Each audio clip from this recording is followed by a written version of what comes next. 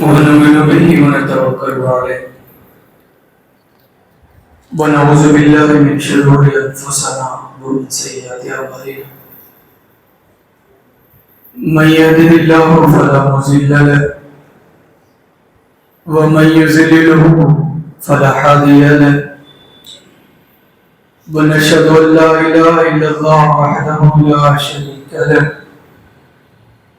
ونشهد أن محمدا عبده ورسوله أرسله بالحق بشيرا ونذيرا بين يدي الساعة فقد قال الله تبارك وتعالى في كتابه الكريم فأعوذ بالله من الشيطان الرجيم بسم الله الرحمن الرحيم يا أيها الذين آمنوا قوا أنفسكم وأهليكم نارا صدق الله العظيم وقالت خدیجہ رضی اللہ تعالی عنہا واللہ ما يحزنك الله أبدا إنك لتصل الرحم وتحمل الكلب وتكسب المعدوم وتقري الضعيف وتعين على نوائب الحق اور كما قال علیہ الصلوۃ والسلام۔ معزز سامعین، محترم بزرگوں اور عزیز ترین نوجوان ساتھی، ربیع الاول کا یہ مہینہ ہے، یہی وہ مہینہ ہے جس میں آج جناب صلی اللہ علیہ وسلم اس دنیا میں تشریف لائے تھے۔ رسول اللہ صلی اللہ علیہ وسلم کی آمد اور آپ کا دنیا میں تشریف لانا یقیناً ہمارے لیے بھی اور دنیا کے تمام انسانوں کے لیے ایک بشارت ہے، ایک خوشخبری۔ اللہ کے رسول صلی اللہ علیہ وسلم کی حیثیت کے بارے میں، ان کے مقام اور مرتبے کے بارے میں ایک چھوٹی سی بات میں آپ کو بتا دوں تاکہ رسول اللہ صلی اللہ علیہ وسلم کا صحیح مقام و مرتبہ ہماری سمجھ میں آ جائے۔ دیکھیے، اس دنیا میں جتنی بھی چیزیں ہیں وہ سب اللہ پاک نے بنائی۔ ہمارا ایمان اور ہمارا یقین، سورج اللہ نے بنائے، چاند اللہ نے بنائے، زمین اور آسمان اللہ نے بنائے، ہوائیں کون چلاتا ہے؟ اللہ چلاتا ہے۔ یہ جو جتنی چیزیں اللہ پاک نے بنائی ہیں، بہت ساری چیزیں ہیں، میں نے موٹی موٹی چیزیں گنائی ہیں، جتنی چیزیں اللہ پاک نے بنائی ہیں، کیا ان چیزوں پر کسی کی ملکیت ہے؟ کسی کی اجارہ داری ہے؟ کیا دنیا میں کوئی انسان ایسا کہہ سکتا ہے کہ چونکہ میں اللہ کا بندہ ہوں، میں اللہ کو مانتا ہوں، اسی لیے اللہ کی یہ نعمتیں صرف میرے لیے؟ کیا یہ دعویٰ کوئی کر سکتا ہے کہ چونکہ سورج اللہ نے بنایا اور میں اللہ کو مانتا ہوں تو سورج صرف میرے لیے ہے، ان کے لیے نہیں ہے جو اللہ کو نہیں مانتے؟ چاند اللہ نے بنائے، ہوائیں اللہ چلاتا ہے، آسمان سے بارش وہی نازل کرتا ہے، تو یہ جو نعمتیں ہیں اس کا حقدار صرف میں ہوں چونکہ میں مانتا ہوں، اور جو لوگ نہیں مانتے انہیں سورج کی روشنی سے، چلنے والی ہواؤں سے فائدہ اٹھانے کا کوئی اختیار، کوئی ادھیکار نہیں۔ ایسا نہیں ہے نا، ایسا بالکل بھی نہیں ہے۔ ہم اس بات پر یقین رکھتے ہیں کہ چونکہ اللہ پاک دنیا کے تمام انسانوں کا رب ہے، سب کا مالک اور مولا ہے، تو اس کی جتنی نعمتیں ہیں وہ دنیا کے تمام انسانوں کے لیے ہیں، ہندوؤں کے لیے بھی ہیں اور مسلمانوں کے لیے بھی ہیں، اللہ کے ماننے والوں کے لیے بھی ہیں اور ان لوگوں کے لیے بھی جو اللہ کو نہیں مانتے۔ تو جب اللہ کی تمام نعمتیں دنیا کے تمام انسانوں کے لیے ہیں تو اللہ کے رسول صلی اللہ علیہ وسلم کے بارے میں آپ کیا مانتے ہیں؟ اللہ کے رسول صلی اللہ علیہ وسلم، پیارے نبی حضرت محمد مصطفیٰ صلی اللہ علیہ وسلم، وہ اللہ کے نبی ہیں، وہ اللہ کے نبی ہیں۔ اللہ پاک نے ان کو نبی بنا کر بھیجا ہے. تو جب وہ اللہ کے نبی ہیں، اللہ پاک نے ان کو بھیجا ہے، تو وہ ہندوؤں کے بھی نبی ہیں اور مسلمانوں کے بھی نبی ہیں. یہ بات ہمارے دل و دماغ سے نکلنی چاہیے کہ محمد رسول اللہ صلی اللہ علیہ وسلم صرف ہمارے ہیں نہیں، یہ آپ کے بھی ہیں اور دنیا کے تمام انسانوں کے لیے. تو یہ اللہ کے رسول صلی اللہ علیہ وسلم کی ایک حیثیت ہے، ایک مقام ہے، ایک مرتبہ ہے جو میں نے آپ کو بتا دیا. تو بہرحال ہم مسلمان ہیں، میرے سامنے بھی مسلمان ہی بیٹھے ہوئے ہیں، اسی لیے میں آپ کو مخاطب کر کے چند باتیں بتاؤں گا. ہندو بھائی ہوتے تو ہندوؤں کے لحاظ سے میں بتاتا کہ اللہ کے رسول کی ذات میں، اللہ کے رسول کی زندگی میں ان کے لیے کیا پیغام ہے. لیکن چونکہ مسلمانوں سے مخاطب ہوں، اسی لیے آپ مسلمانوں کو آج میں بتاؤں گا کہ اللہ کے رسول صلی اللہ علیہ وسلم کی زندگی میں جو ہمارے پیغمبر ہیں، ہمارے رسول ہیں، ہمارے قائد ہیں، ہمارے امام ہیں، ہمارے لیے کیا پیغام ہے. دیکھیے، دنیا میں جتنے بھی مسلمان ہیں ان کے اسلام کے لیے، مسلمانیت کے لیے کیا چیز شرط ہے؟ کچھ شرائط ہے نا کہ آپ کے اندر اسلام اس وقت باقی رہے گا، ایمان اس وقت باقی رہے گا، آپ کی مسلمانیت اس وقت باقی رہے گی جب آپ کے اندر یہ کوالٹی، یہ شرائط پائی جائیں گی. آپ کا ان چیزوں پر ایمان رکھنا ضروری ہے. تو اللہ پر ایمان رکھتے ہیں ہم اپنے ایمان کو بچانے کے لیے، ایک اللہ کو مانتے ہیں ہم، اسی لیے ہم مسلمان ہیں. اللہ کے رسول صلی اللہ علیہ وسلم کو اللہ کا نبی مانتے ہیں، اور وہ بھی نبی آخر الزماں مانتے ہیں، انتم سندیشتہ مانتے ہیں. یہ بھی ہمارے ایمان کے لیے ضروری ہے. قرآن کو اللہ کی کتاب مانتے ہیں، یہ بھی ہمارے ایمان کے لیے ضروری ہے. ایک دن مرنا ہے، مر کے اللہ کے سامنے پیش ہونا ہے، اپنے تمام کرتوتوں کا حساب دینا ہے. یہ عقیدہ، یہ یقین اللہ پر ہے، اللہ کی ذات پر ہے، اللہ کی حیثیت سے ہے، آخرت کے دن پر ہے. تو ہم مسلمان ہیں. مسلمان ہونے کا مطلب یہی ہے کہ اللہ کو مانیے، اللہ کے رسول کو مانیے، اللہ کی کتاب کو مانیے، اور مرنے کے بعد کی دوسری زندگی پر یقین رکھیے. جنت اور جہنم پر آپ کا یقین ہو، جنت کے مطابق آپ محنت کریں، جہنم سے ڈر کے اپنے آپ کو برائیوں سے بچا لیں. اسی چیز کا نام مسلمان ہے. مسلمان یہ داڑھی کا نام نہیں ہے. داڑھی سے کوئی مسلمان نہیں ہوتا، ٹوپی سے کوئی مسلمان نہیں ہوتا، کرتے پاجامے سے کوئی مسلمان نہیں ہوتا. آپ دیکھ لیجئے ظاہری طور پر جو لوگ اپنے آپ کو مسلمان ثابت کرنا چاہتے ہیں، جس کو یہ بتانا ہو کہ میں مسلمان ہوں، سماج میں ثابت کرنا ہے، اپنے آپ کو ثابت کرنا ہے کہ میں سچا پکا مسلمان ہوں، ہم پہلا کام کیا کرتے ہیں؟ ایک مولوی آدمی جس کے بارے میں ہمارا ماننا یہ ہے کہ وہ سچا پکا مسلمان ہے، وہ اپنی مولویت کو باقی رکھنے کے لیے کیا کرتا ہے؟ وہ بیچارہ کرتا پاجامہ پہننے پر مجبور ہے. آپ اسے جینس پینٹ میں نہیں دیکھ سکتے، اس لیے کہ اسے لگتا ہے کہ میری مولویت خطرے میں پڑ جائے گی اگر میں نے جینس پہن لیا، اگر میں نے ٹی شرٹ پہن لی.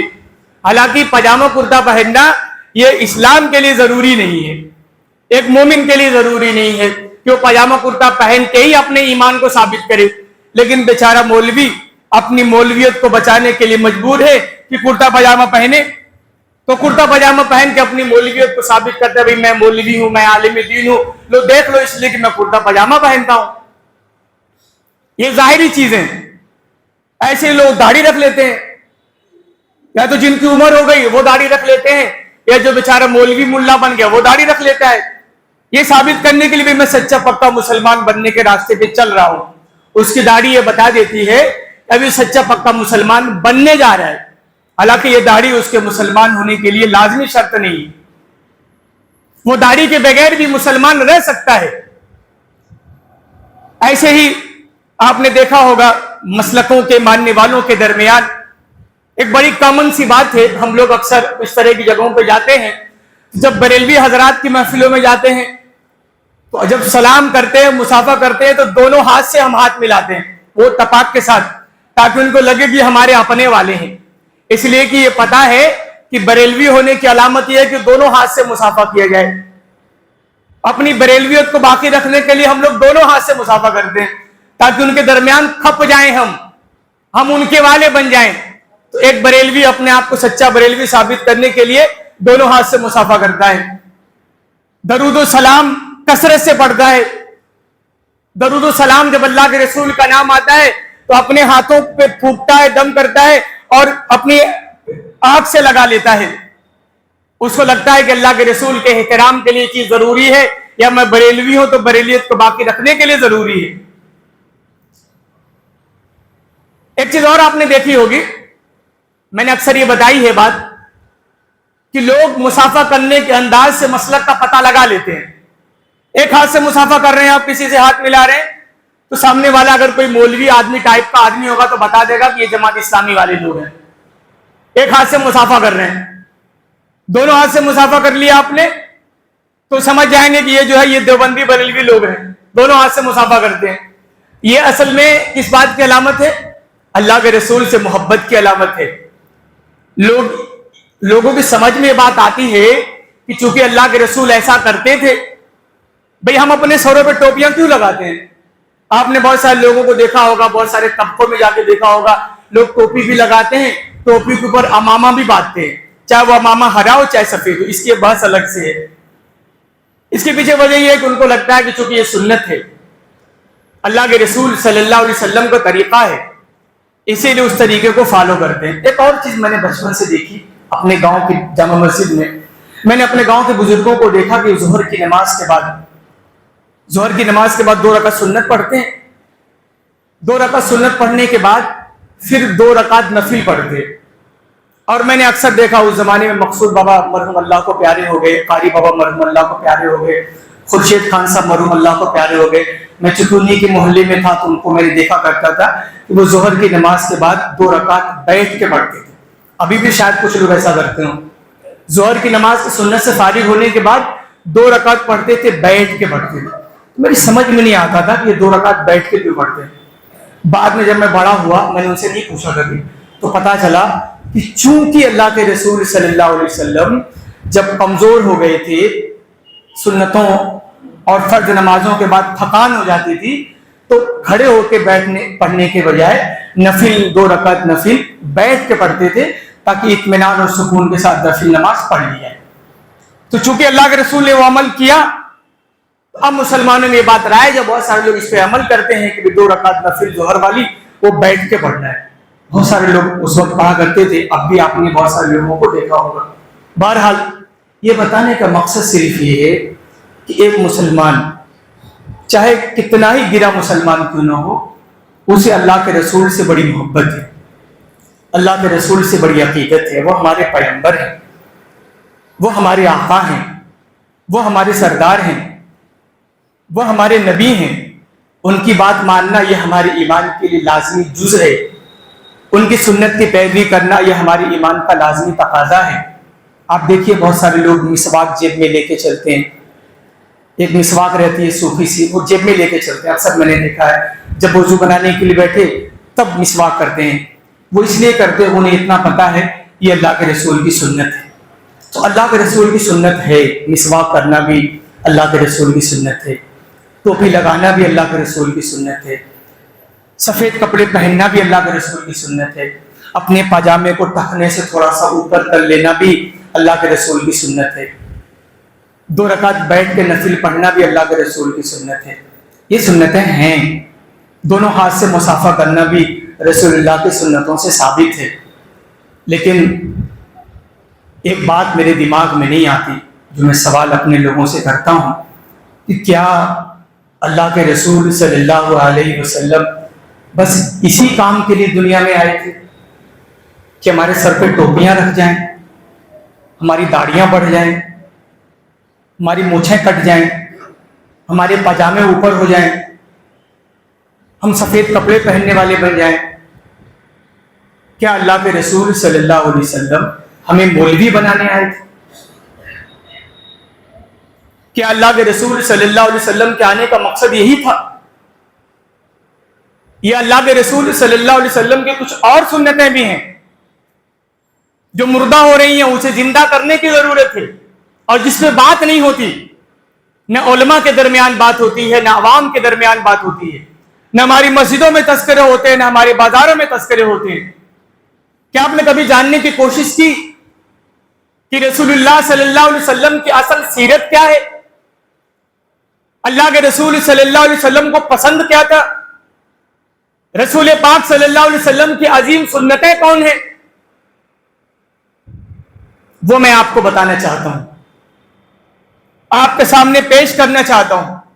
بڑا مشہور واقعہ ہے، آپ کو یاد ہوگا کہ اللہ کے رسول صلی اللہ علیہ وسلم جب نبی نہیں بنائے گئے تھے تو ان کی عادت تھی کہ وہ مکہ سے نکل کر دور غار حرا میں جا کر کئی دن بیٹھا کرتے تھے، اللہ سے دعائیں کرتے تھے، مناجات کرتے تھے کہ مجھے حق راہ دکھا دے۔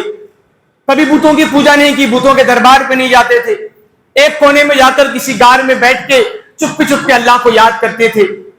ایک دن کا واقعہ، بڑا مشہور واقعہ، آپ نے سنا ہوگا لیکن یاد دہانی کے لیے بتا دو۔ ایک دن کا واقعہ ہے کہ غار میں بیٹھ کر انہماک تھے، منہمک تھے، اللہ کا ذکر اذکار کر رہے تھے، حق کی تلاش میں لگے ہوئے تھے کہ جبریل امین کو اللہ پاک نے بھیجا۔ غار حرا میں جبریل امین تشریف لائے، انہوں نے اللہ کے رسول کو دیکھا، اللہ کے رسول نے انہیں دیکھا، اللہ کے رسول گھبرا گئے، اس غار کے اندر تنہا میں ہوں، یہ دوسرا آدمی کون آ گیا؟ جبریل امین نے کہا گھبرائیے مت محمد صلی اللہ علیہ وسلم، میں اللہ کا فرستادہ ہوں، اللہ کا فرشتہ ہوں، میں جبریل امین ہوں، میں وہ ہوں جو موسیٰ کلیم اللہ پر آیا تھا، میں جو عیسیٰ پہ اللہ کی آیتیں لے کر نازل ہوا کرتا تھا، میں جبریل امین ہوں۔ اللہ کے رسول کا ڈر ختم ہوا۔ اللہ کے رسول نے پوچھا کیوں آئے ہیں؟ جبریل امین نے کہا یا رسول اللہ بشارت ہو، مبارک ہو، اللہ پاک نے آپ کو نبی بنانے کا اعلان کیا ہے، میں وہ اعلان لے کر، فرمان لے کر آپ کے سامنے آیا ہوں۔ اللہ پاک آپ کو دنیا کا نبی بناتا ہے، محمد رسول اللہ کا لقب دیتا ہے، آپ نبی ہیں اور آخری نبی ہیں، آپ کے بعد اب کوئی نبی نہیں آئے گا۔ اور پھر اس کے بعد انہوں نے کہا پڑھیے اقرا۔ اللہ کے رسول نے کہا ما انا بقاری، اے جبریل امین مجھے پڑھنا لکھنا نہیں آتا۔ جبریل امین نے انہیں اپنے سینے سے لگایا اور کہا پڑھو اقرا۔ رسول اللہ نے کہا مجھے پڑھنا لکھنا نہیں آتا۔ جبریل امین نے پھر سینے سے دبایا اور کہا پڑھو اقرا بسم ربک الذی خلق، اس رب کے نام سے پڑھو جس نے پیدا کیا۔ اور اللہ کے رسول جبریل امین کے ساتھ پڑھنا شروع کر دیے۔ وہ پہلی آیتیں تھیں 5 سورہ الق کی ابتدائی آیتیں جو اللہ کے رسول صلی اللہ علیہ وسلم پر غار حرا کے اندر نازل ہوئی، اور جبریل امین بشارت دے کے چلے گئے۔ ہونا کیا چاہیے تھا؟ دنیا کا نبی بنا دیا گیا، دنیا کا سردار، نبی آخر الزماں، پیغمبر اعظم، دنیا کے مولا، دنیا کے ملجا، دنیا کے ماوا، دنیا کے قائد بنا دیے گئے۔ خوشی سے بانچیں کھل جانی چاہیے تھی، اللہ کے رسول کے چہروں سے خوشی ٹپکنی چاہیے تھی، لیکن روایتوں میں آتا ہے کہ اللہ کے رسول گھبرائے ہوئے تھے، پسینے سے سرابور تھے، بے حال، پریشان حال، سینہ دھک دھک کر رہا تھا۔ اسی حال میں ہانپتے کانپتے اپنے گھر تشریف لائے۔ اما خدیجہ سے کہا زملونی زملونی، بخار سے بدن تپ رہا تھا، خوف کا عالم تھا، ڈر کی وجہ سے بالکل عجیب کیفیت تھی۔ اما خدیجہ سے کہا زملونی، خدیجہ مجھے اڑا دو۔ اما خدیجہ نے رسول اللہ کو چادر اڑا دیا۔ جب تھوڑا افاقہ ہوا تو کچھ دیر کے بعد اما خدیجہ نے پوچھا سرکار کیا بات ہے؟ کوئی حادثہ ہو گیا؟ کوئی واقعہ پیش آیا؟ خیریت ہے نا؟ اتنے گھبرائے ہوئے کیوں ہوں؟ رسول اللہ صلی اللہ علیہ وسلم نے اما خدیجہ کو پورا واقعہ بتایا، یہ واقعہ میرے ساتھ ہوا تھا، مجھے ڈر لگ رہا ہے، لقد خشیت علی نفسی، خدیجہ مجھے ڈر لگ رہا ہے۔ کس بات کا ڈر تھا؟ جبریل امین جس کے ساتھ کھڑے ہو، جسے اللہ نے اپنا پیغمبر بنا دیا ہو، اسے کس بات کا ڈر ہے؟ مجھے ڈر لگ رہا ہے کہ میری قوم میری دشمن ہو جائے گی، اتنا بڑا پیغام لے کر میں کیسے جاؤں گا؟ دعوت کتنی عظیم ذمہ داری میں کیسے ادا کروں گا؟ اللہ کے بندوں کو انسانوں کی غلامی سے نکال کر ایک اللہ کی غلامی میں کیسے داخل کروں گا؟ میں کمزور ناتواں آدمی، لقد خشیت علی نفسی، مجھے ڈر لگ رہا ہے، خدیجہ مجھے ڈر لگ رہا ہے۔ اما خدیجہ نے ڈھارس بدھائی، تسلی دی، کہا میرے سرتاج آپ کو ڈرنے کی ضرورت نہیں ہے، آپ کو گھبرانے کی ضرورت نہیں ہے، واللہ ما یحزنک اللہ ابدا، میرے سرتاج آپ کو گھبرانے کی ضرورت نہیں ہے، اللہ آپ کو کبھی تنہا نہیں چھوڑے گا۔ اللہ آپ کو کبھی تنہا نہیں چھوڑے گا. کیوں؟ آپ کی داڑیاں بڑی ہیں, آپ کے سر پہ ٹوپی ہے, آپ پاجامہ کرتا پہنتے ہیں, آپ مولوی آدمی ہیں, آپ دونوں ہاتھ سے مصافحہ کرتے ہیں, آپ دیوبندی ہیں, بریلوی ہیں, شیعہ ہیں, سنی ہیں, کیوں اللہ آپ کو تنہا نہیں چھوڑے گا؟ آپ مجھے بتائیے اماں خدیجہ نے کیا الفاظ استعمال کیے؟ واللہ ما یحزنک اللہ ابدا, میرے سرتاج اللہ آپ کو کبھی تنہا نہیں چھوڑے گا. کیوں؟ آپ دیوبندی ہیں. دیوبندی کیا کہتے ہیں؟ بھئی دیوبندی ہو جائیے, اللہ کی مدد آپ کے ساتھ رہے گی. بریلوی کیا اعلان کرتے ہیں؟ بریلوی ہو جائیے, اللہ کی مدد آپ کے ساتھ رہے گی. اہل حدیث کیا کہتے ہیں؟ سچے پاکے اہل حدیث بن جائیے, اللہ کی مدد آپ کے ساتھ رہے گی. شیعہ ان کا اعلان الگ ہے, سنیوں کا اعلان الگ ہے. اماں خدیجہ نے کیا کہا؟ واللہ ما یحزنک اللہ ابدا, میرے سرتاج گھبرائیے مت, پریشان مت ہوئیے, اللہ آپ کو کبھی تنہا نہیں چھوڑے گا. کیوں؟ اس لیے کہ آپ کوالٹی پرسن آدمی ہیں, آپ کے اندر کچھ خوبیاں ہیں.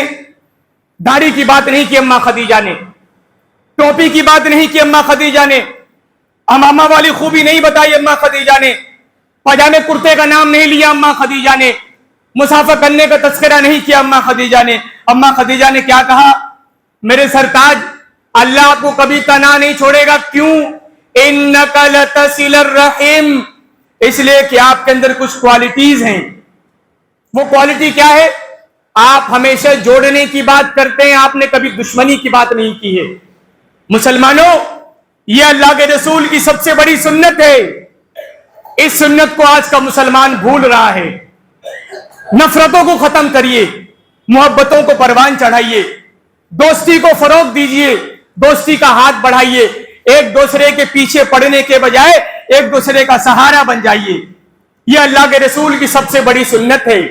انک لتصل الرحم, اماں خدیجہ نے فرمایا میرے سرتاج آپ کوالٹی پرسن ہیں, اس لیے کہ آپ کے اندر ایک خوبی ہے, آپ ہمیشہ رشتوں کو جوڑنے کی بات کرتے ہیں, آپ نے کبھی توڑ کی بات کی ہی نہیں. مجھے اس پہ بات بہت تفصیلی نہیں کرنی, اس لیے کہ میں اس سے آخری جمعہ جب آپ کے سامنے مخاطب تھا تو میں نے ایمان کے تمام شعبوں پر آپ کے سامنے گفتگو کر لی تھی. تو اس خوبی پر مجھے آج آپ کے سامنے گفتگو نہیں کرنی. انک لتصل الرحم, رشتوں کے بارے میں نے تفصیل سے آپ کو بتایا تھا اس کی کیا اہمیت ہے, کیا حیثیت ہے. ایک مسلمان دوسرے مسلمان کے تعلق سے, چچا بھتیجے کا رشتہ, ماما بہنے کا رشتہ, پڑوسی کا رشتہ, اور تمام رشتوں پر میں نے کھل کے آپ کے سامنے گفتگو کی تھی. دوسری کوالٹی اماں خدیجہ نے کیا فرمائی؟ پہلی کوالٹی کیا فرمائی؟ انک لتصل الرحم, آپ کے اندر خوبی کیا ہے کہ آپ رشتوں کی پرواہ کرتے ہیں, آپ رشتوں کو جوڑتے ہیں. اور دوسری خوبی کیا ہے؟ وتحمل الکل, میرے سرتاج آپ گرتوں کو اٹھانے والے ہیں, آپ لوگوں کا بوجھ اٹھاتے ہیں, آپ لوگوں کا سہارا بنتے ہیں. آپ کسی پہ بوجھ نہیں بنتے بلکہ بوجھ اٹھانے والے ہیں آپ. یہ اللہ کے رسول کی دوسری بہت بڑی سنت ہے. یہ سنت مر رہی ہے. مسلمانوں, آپ کے درمیان سے اس سنت کا جنازہ نکل رہا ہے. جو قومیں اللہ کے رسول کو نہیں مانتی ان قوموں نے اللہ کے رسول کی سنت کو اپنایا, اور جو قومیں اللہ کے رسول کو اپنا قائد مان رہی ہیں, اپنا رہبر مان رہی ہیں, اپنا مسیحا مان رہی ہیں, اپنا نبی مان رہی ہیں, انہیں یہ بھی پتا نہیں کہ یہ بھی اللہ کے رسول کی سنت ہے. گرتوں کو سہارا دینا, بے سہاروں کا سہارا بننا, مسکینوں کی مدد کرنا, یتیموں کے سر پہ شفقت سے ہاتھ پھیرنا, بیواؤں کی خبرگیری کرنا, مریضوں کی عیادت کرنا, یہ اللہ کے رسول کی بہت عظیم سنت ہے جو ہمارے یہاں مردہ ہو رہی ہے. میں 2-3 واقعے آپ کو بتاتا ہوں کہ اللہ کے رسول صلی اللہ علیہ وسلم کس قدر نرم دل تھے, نرم خو تھے, اور کسی کی بیماری, کسی کی مجبوری, کسی کی پریشانی رسول اللہ سے دیکھے نہیں جاتی تھی. ایک بار کا واقعہ ہے, اللہ کے رسول صلی اللہ علیہ وسلم عید کا دن تھا, بازار میں نکلے ہوئے تھے یا عیدگاہ کی طرف جا رہے تھے, شاید وہ میں بھول رہا ہوں کہ عیدگاہ کی طرف جا رہے تھے یا بازار کی طرف کہیں جا رہے تھے. عید کا دن تھا, تمام بچے خوشیاں منا رہے تھے. اللہ کے رسول نے دیکھا کہ ایک بچہ اداس کھڑا ہے, اس کے چہرے پر ہوائیاں اڑ رہی ہیں, پرانے بوسیدہ کپڑے پہنے ہوئے ہیں, مفلوق الحال, پریشان حال. اللہ کے رسول صلی اللہ علیہ وسلم سے اس کی بدحالی دیکھی نہ گئی، نظر انداز کر کے آگے نہیں بڑھے، اس کے پاس گئے، کہا بیٹا کیا بات ہے، آج عید کا دن ہے، لوگ خوشیاں منا رہے ہیں، بچے ہنس رہے ہیں، بول رہے ہیں، چہچہا رہے ہیں، اور تم اداس کھڑے ہو۔ اس نے کہا یا رسول اللہ، میرے ابا کسی غزوے میں شہید ہو گئے، میں یتیم ہوں، میرا نہ آگے کوئی ہے نہ پیچھے کوئی ہے، میرا کوئی دیکھنے والا نہیں ہے رسول اللہ، میں یتیم بے سہارا ہوں، اور میرے ابا کی غیر موجودگی نے مجھے مایوس کر دیا ہے۔ وہ بچہ یہ بات کہتے کہتے بلک بلک کے رونے لگا کہ اللہ کے رسول میرے ابا نہیں ہے، اسی لیے مجھے اچھا نہیں لگ رہا۔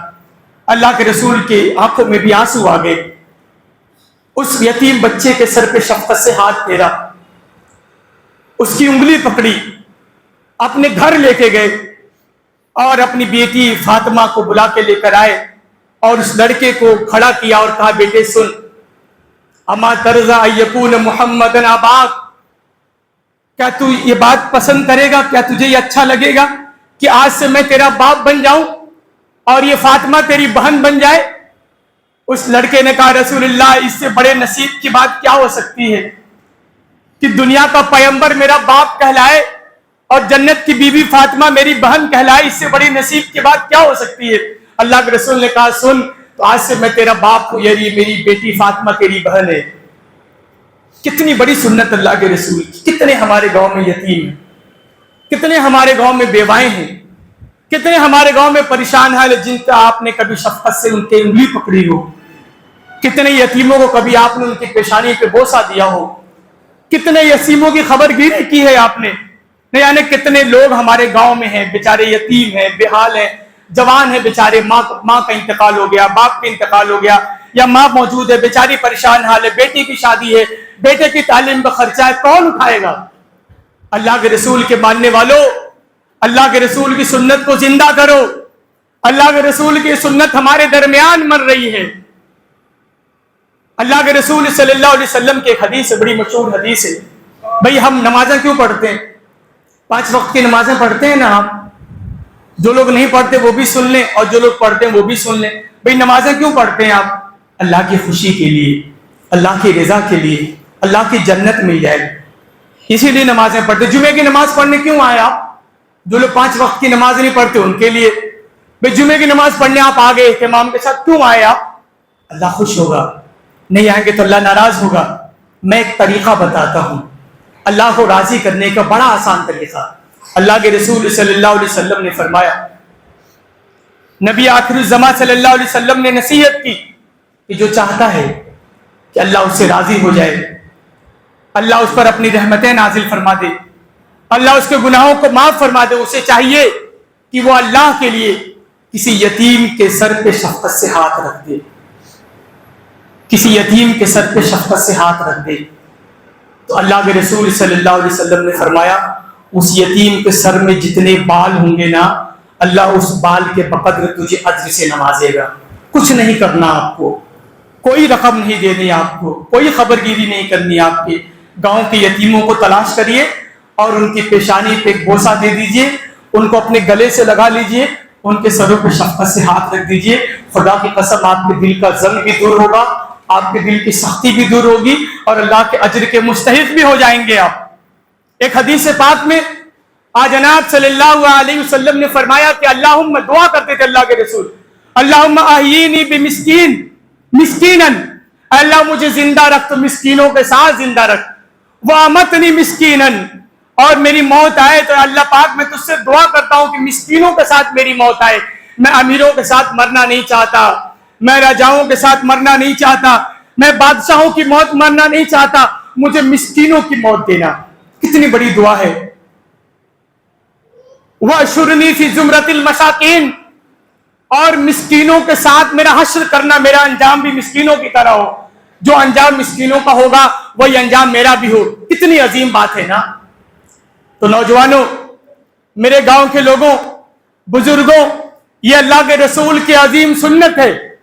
تھوڑا سا وقت آپ کا لوں گا، وقت ہو گیا ہے، لیکن ایک آخری بات بتا دوں۔ اما خدیجہ نے تیسری بات فرمائی، وَتَعْمِلُ الْكَلْ، آپ گرتوں کا سہارا بنتے ہیں، وَتَقْسِبُ الْمَعْدُومِ، अम्मा खदीजा ने क्या फरमाया, अल्लाह के रसूल आप कमाते हैं, वक्त आप कमासुत हैं, देहात की जुबान में आप फत्तू फकीर नहीं हैं, आप लोगों के सामने हाथ नहीं फैलाते। अल्लाह के रसूल की बहुत बड़ी सुन्नत है तिजारत करना, क्यों बात नहीं होती? तिजारत करिए आप, अल्लाह के रसूल की तरह मैदान अमल में आइए आप और पैसा कमाइए। पैसा कमाना भी अल्लाह के रसूल सल्लल्लाहु अलैहि वसल्लम की सुन्नत है। अम्मा खदीजा ने क्या फरमाया, वह तकसीब आप कमाते हैं लेकिन पैसा कमाकर सिर्फ अपने बच्चों का पेट नहीं भरते, अपनी बीवी के लिए कपड़े ला के नहीं देते, अपने लिए आलीशान बंगला नहीं बनवाते, अपने लिए लग्जरी गाड़ी नहीं खरीदते, बल्कि कमाते हैं तो उसमें गरीबों का हक निकालते हैं, बेवाओं की मदद करते हैं, यतीमों की जरूरियात का ख्याल करते हैं। वह तकसीबुल मादूम, कमाकर लोगों की जरूरियात को पूरी करते हैं। तो मुसलमानों, यह भी अल्लाह के रसूल की सुन्नत है, कमाना। एक अल्फाज मैं अक्सर बयान करता हूं, साहबे कराम अक्सर, वो शायद साहबे कराम के अल्फाज हैं या नबी पाक के, मुझे याद नहीं, आले इल्म अगर पता हो तो मुझे बता दें। रिवायतों में जो अल्फाज मिलते हैं कि ईमल दुनिया का कान का तईशा बदा, मुसलमानों दुनिया से भागना नहीं है, दुनिया से मुंह नहीं चुराना, दुनिया बनाइए। ईमल दुनिया का कान का तईशा बदा, सड़क पे बैठ के अंडा बेचना हो बेचिए, सड़क पे बैठ के सब्जी बेचना हो बेचिए, ठेला लगा के फल बेचना हो बेचिए, लेकिन दुनिया बनाने की कोशिश करिए, हाथ फैलाने वाले मत बनिए। ईमल दुनिया का कान का तईशा बदा, दुनिया इस तरह बनाओ जैसे दुनिया में हमेशा रहना है। वही मल्ल आखिरत का कान का तमूता गदा, लेकिन आखिरत की फिक्र उस तरह करो जैसे कल मर जाओगे। समावेश होना चाहिए, तवाजुन होना चाहिए, एतदाल होना चाहिए, न तू जमी के लिए न आसमां के लिए, जहां है तेरे लिए तू नहीं, जहां के लिए। अद्दुनिया खुलिकत लकुम, अल्लाह पाक ने दुनिया आपके लिए बनाई है। वअंतुम खुलिकतुम लिल आखिरह, और आपको आखिरत के लिए बनाया है। तो दुनिया से भागने का पैगाम इस्लाम नहीं देता, अल्लाह के रसूल की सीरत भी नहीं देती। दुनिया कमाइए, गरीबों को आपके पैसों की जरूरत है, बेवाओं को आपकी मदद की जरूरत है, यतीमों को आपके शफकत भरे हाथ की जरूरत है। कमाइए और गरीबों की मदद करिए, ट्रस्ट बनाइए, सोसाइटियां बनाइए, यतीम खाने खोलिए और खैर के काम में बढ़ चढ़कर हिस्सा लीजिए। दुनिया आपकी मुंतजिर है। मुसलमानों, दुनिया ने तमाम नजरियात को देख लिया है, दुनिया ने तमाम सेकुलरिज्म और तमाम इज्म को देख लिया है। अब दुनिया इस्लाम की तरफ देख रही है। आने वाला जमाना मुसलमानों आपका जमाना है, आने वाली दुनिया मुसलमानों इस्लाम की दुनिया है। आपको साबित करना होगा कि आप इस जमाने में फिट हो रहे हैं या अल्लाह आपको हटाकर दूसरी कौमों को लेकर आएगा। तो अल्लाह पाक से दुआ है कि अल्लाह ताला मुझे कहने से ज्यादा करने की तौफीक दे दे। अल्लाह पाक आपको अल्लाह के रसूल की एक एक सुन्नत को जिंदा करने की तौफीक और ताकत से नवाज दे। आमीन या रब्बल आलमीन। व आखिरु दावाना अनिल हम्दुलिल्लाहि रब्बिल आलमीन। सदक़ल्लाहुल अलीयुल अज़ीम व नफ़अनी व इय्याकुम बिआयाति व ज़िक्रिल हकीम। इन्नहु तआला जवादुन करीमुन मलिकुन बर्रुर रऊफुर रहीम। सदक़ल्लाहुल अज़ीम।